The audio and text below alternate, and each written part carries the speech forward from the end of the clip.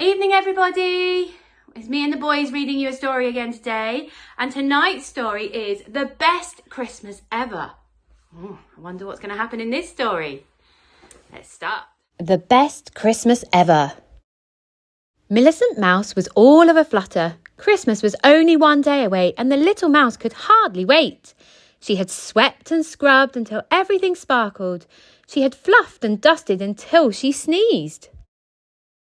Millicent gathered apples and nuts from the cellar. In a flurry of flour, she baked an apple nut pie. She poured honey and spices into a kettle. Standing on tiptoe, she sniffed and smiled. "Christmas just wouldn't be Christmas," she said, "without my hot honey punch and apple nut pie."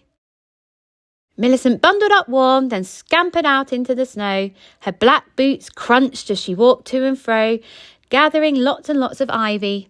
"Christmas just wouldn't be Christmas," she puffed, "without fresh ivy for my wreath and berries to string on my tree."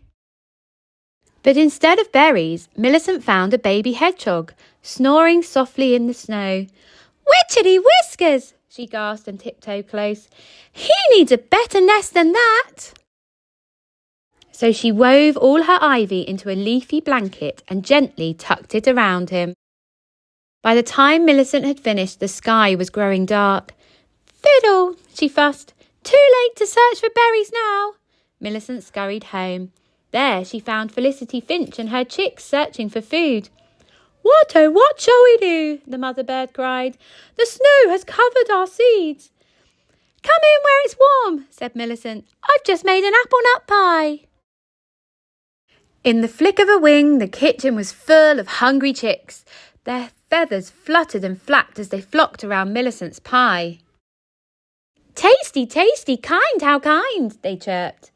And then they were gone. In a whoosh of feathers and dust, Millicent sneezed. "Stish-you! Stish-you!" Nothing was left but scattered crumbs. Millicent heard a knock at the door. "Fiddle!" she muttered. "Whatever now?"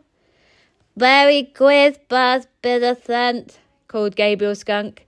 "I brought you a present perfume." "Perfume?" said Millicent, hiding a smile. "Why, thank you." Gabriel dabbed at his nose. "I have a terrible cold." "Try my hot honey punch," she said. "It's very good for a terrible cold." Gabriel lifted the kettle and drank every drop.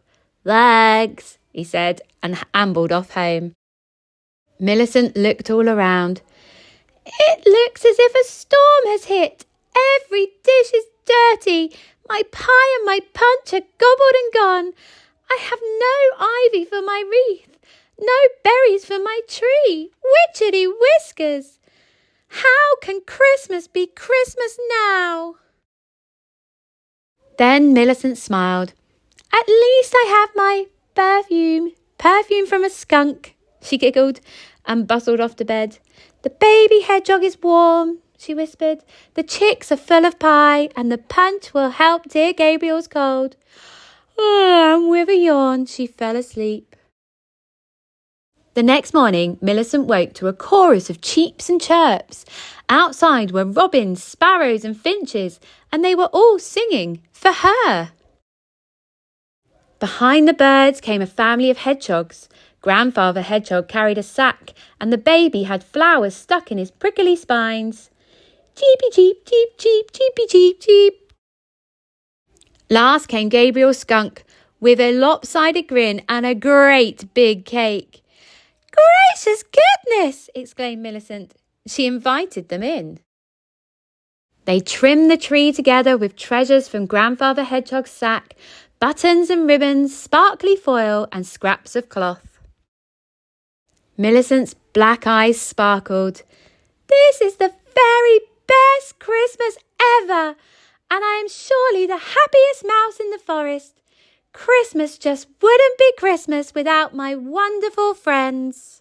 Wow, that was a good story, wasn't it? And they're absolutely right that Christmas is about being with family and friends. Enjoy, bye!